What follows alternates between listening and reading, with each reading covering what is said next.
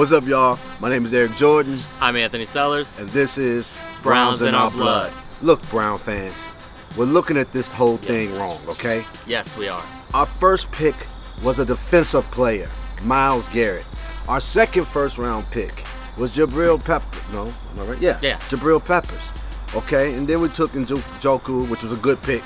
But basically what I'm trying to say is we ain't supposed to be concentrating on offense any damn way. I mean, Kizer was supposed to be, you know, a shot in the dark. Maybe it worked, maybe it don't. But we were emphasizing on defense. Emphasizing on defense. That's how you truly grade our team. You truly grade us by how this year, by how the defense is playing. And I think you can already see we had a pick 6. Myles' second week going for rookie of the week. 3 sacks in 2 games. 3 sacks, 4 hurries, 5 tackles. Schobert's playing good. He had 12 tackles. We got the pick. Schobert wasn't even supposed to be starting for us at the beginning of the year either. Right. You know, because Tate Carter. Right. He was supposed to be coming in as backup. So if you truly want to grade our team, be looking at the defense. Don't worry about the QB. We haven't really invested in that yet. We're looking at our defense. It's getting better. You got to look at it like that. You know, Hogan and Kizer, we didn't put the money in the bank on that. We put the money in the bank on our defense. And as other people have said in Browns forums, this draft is going to be really, really, really deep offensively. This upcoming draft, and that's where we're going to help out next year. I'm just going to put it. That's what the focus is going to be next year. Yes, I'm just putting it out there. We're here in Morgantown, West Virginia, and as of today, we got the second best QB ranked in the country. Will Greer looks tough. Not saying that's where we go, but I like watching that boy play on Saturdays. All right. Yeah. All right, let's get some questions. I had to get that off my chest because I'm hearing you guys and you're crying all the damn time. I'm crying with you. Believe me, I feel the pain. But the second time, I have to put myself in check and be like, look, it was about the defense. Our draft was about the defense, and it looks good. Yeah. Okay. Except for 32 points. Except for 32 points. Cut that out. Even last week I said 28. You said, nah, 20. I was like, that offense has been cranking. That offense has been cranking. Yeah, it really has. To the point now I have went and picked up Will Fuller on my fantasy teams too. That Houston offense. He's got what, 8 receptions and 5 touchdowns? Yeah.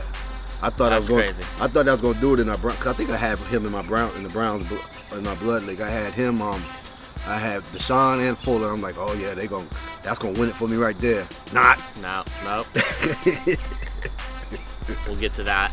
Yeah, we'll get to that. Well, my thoughts on the game is, with Hogan, you got what we was expecting. At least what I was kind of expecting. I mean, he looked better in the preseason. He looked better in the games that he came in for Kizer. But he wasn't anointed the starter then. Right. So, I don't know. I feel like you know, we got what we was expecting out of him. Right. If Andy Reid, who drafted him, cuts him, then see him having a chance at a future. I see the mind games going on. That's what I see. There's a lot of that. Yeah. Well, I think Hugh knew what he was doing with Kevin Hogan. I think Hugh was like, look, man, Kevin Hogan ain't got a chance, but I got to get this fan base off my back. They're going to be crying about this. Let me take some pressure off the Rook, and let me put this disaster in for a game. Let them see how bad he is, and then we can get off the plate and go back to Kizer. You know, I've been wanting to say riser. That's because your fantasy name is Kizer is the riser. Variation on both leagues, right? Right. The Kizer riser and Kizer the riser. Yep. Guys, I've been stumbling on because I've been wanting to say the riser, but maybe the Kizer will rise. He will. Give it time. But I think that's what's going on. I think Hugh is like, look, you know, the Rook, there's a lot of pressure on him. This fan base is pretty passionate. And, you know, I'm going to take the pressure off them. I'm going to let them see what they really got. Yeah. So you think Kizer's starting this game then, next week? Well, if he don't, then that whole... thought went out the window. Yeah. Unless you ain't telling somebody what's happening in the locker room, I see no reason why Kizer should not be starting again. He should definitely be back starting again, and we can move on past this who's our quarterback thing. Because like we said last week, we understand benching him. That's fine. We're cool with that. But the boy got to start the games. And it doesn't matter who's in at quarterback. They got to take care of the football. It doesn't matter who it is. Yeah. If you can't take care of the football, you're not going to win games. So whichever QB, I don't care. Now they gotta keep in check. With what we've seen out of Kevin up to this point, those interceptions he threw, ones were pretty high. Do you think he can make those throws, or do you think those were just nerves? Or I don't know, honestly. See, I don't know. Like, that's it's the same kind of problem. We know Kizer can make that though. He's got the stronger arm, in my opinion. Right. But yeah, I don't know. It was interesting. A lot of his misses too were high and wide. Yeah.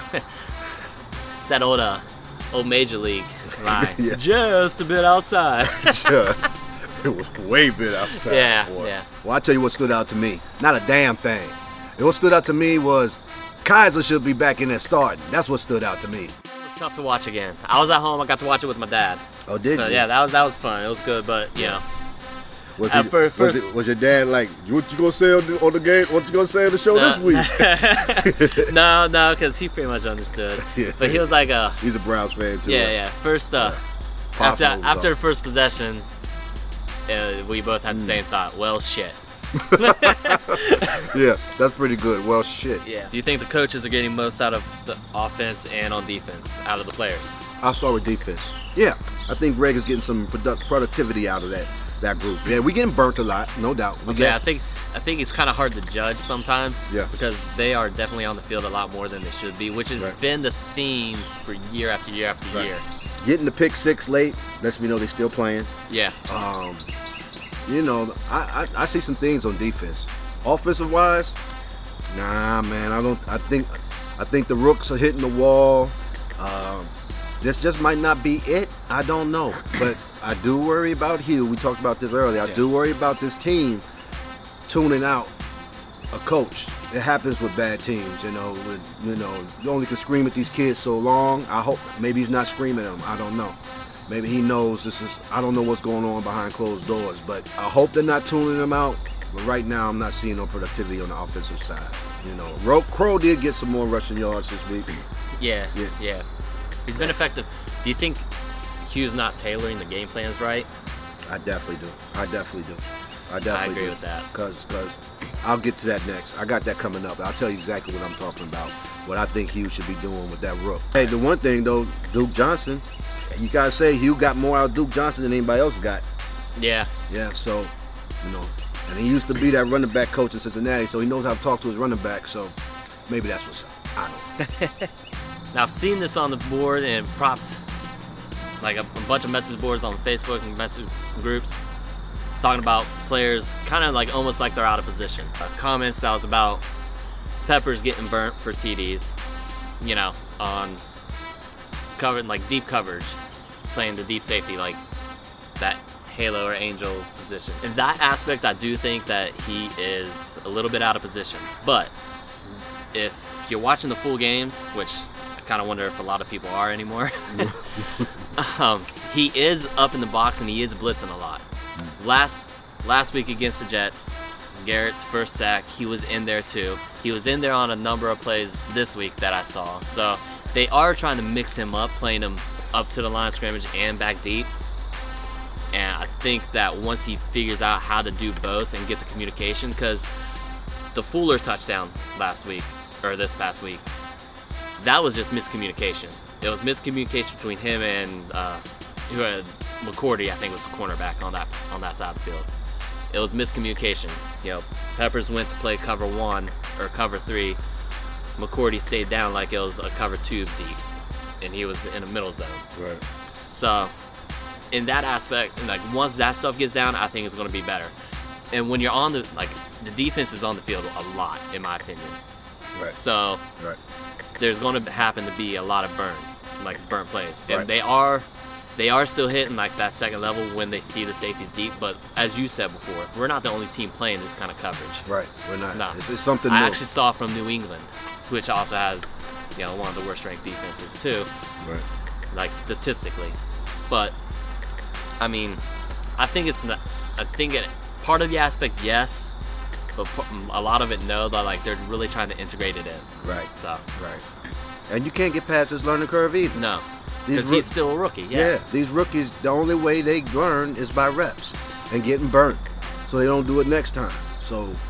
Yeah, there's just got to be a communication on the field, and a few of it has been just lack of communication. Yeah. Experience and lack of experience. Yeah, exactly. Lack of communication, lack of experience. Lack of feel for what the other one's doing. Exactly. But believe me, they getting that now. What are the keys to beating the Titans this week? This goes back to what I said earlier, how you was like, there's some things you can do. Yes, make that big stud run the damn ball. Let's do some QB draws. Let's get the boy in just some more designated runs. Use that big body. Let him make the crowd hype. Get some let him go out there and ball a little bit. I know we're protecting him and like he's an investment man, but get him out there, let him run that ball. Let Big Kizer first start him, then let him get out there and run the damn ball. And things will open up for him. You know what I'm saying? So that's what I think keys is. One, they really need to change their game script to be run first. Yeah. Really just be run first. Let him manage the game. Right. We don't need him to be Tom Brady or Aaron Rodgers. Just let him manage the game right now. Not yet, at least. You know? The boy got a cannon. He got a cannon. Yeah. And on that first drive, they need to get a first down. And that's what I'm saying. They haven't done that. It's been 3 and out every time. You get these third downs and 6 and third downs and 4, whatever.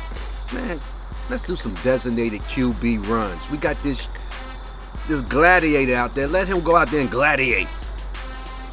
And you got 2 good running backs. Actually, we have 3 good running backs. They haven't really used days since the first game. But I think that will open up everything. I think you get out there and let him, because that's what Deshaun's doing. Deshaun Watson. Yeah. This is what Watson's doing. And Watson has receivers that'll catch the ball. Yeah. I mean, let's be real. He's got receivers that can catch the ball. We don't have that. I'm telling you. But if he breaks down, he go down there, he gets a few first downs off the run, everybody get pumped up. The running backs, the O-line, the receivers. Incorporate his run more into the game. That's what I think needs to happen. What you think needs to happen to beat the Titans? I just think we need to control the ball and not turn it over. Whoever's starting does not need to turn the ball over. So these not as many deep throws down the field. Like keep it more timing routes, because that's, if you start Hogan, that's what he's more geared for. Is just timing plays, rhythm plays. Right. And feed Crow. If Kizer's starting, let him do that, do some read options and things like that. If Hogan's in there, he was a running QB at was it USC that he's at? No, Stanford. Oh yeah. Yeah, he was a running quarterback at Stanford too. Let him do that. Let them do that. Yeah, he can run the ball. He can run the ball. I was impressed with that. Yeah. When I saw with that, when him scampering out there a little bit. So. But I don't want to see Hogan start no more, man. that experiment needs to be done. He's a good backup. I ain't saying cut him. He's a good backup. But he ain't the starting quarterback for the Browns. And Kizer, I'm not saying Kizer's the starting quarterback for the Browns. I'm saying he's the starting quarterback of the QBs we got right now. Our QB may be next year. It may be next year. I like what I see in Kizer. I like the potential of it. He's got the right work ethic too. Yeah, but at the end of the day, you kind of got to see. You got to see it translate to the field. Yeah, it's got to produce, and sometimes I worry about his decision makers, which makes you think about his development. So it's kind of on Hugh too. But maybe that's what Hugh was seeing. I don't know. Once again, don't even focus on that. Focus on the defense. So who do you think is going to be the X factor? Whoever starts a QB. Whoever starts a QB cannot, as long as they don't turn the ball over. If they don't turn the ball over, they're going to be the X factor, because then they're going to help keep the defense off the field. Yes. Which will give them much needed rest, which will help us into getting some rhythm and hopefully get some points. Right. So. Yes. I'm with that. My X factor is first start Deshone and then let them run the damn ball. That's your X factor. Thank you for checking out Browns in Our Blood. We'll be back next week after we play the Titans, let you know what we think. Make sure to join our FanDuel League, Browns in Our Blood, FanDuel Friend League. The link will be in the description box if you want to join. We play for money. It's great. Should definitely do that. Also, check out Fantasy Bosses. That's my man Anthony Sellers' podcast. He releases it every week. If you play fantasy football, you definitely want to check that out. My name is Eric Jordan. This is not Anthony Sellers. This is Cutie. And this is Browns in Our Blood. Catch you next week. Here we go, Brownies. Here we go. Woo, woo.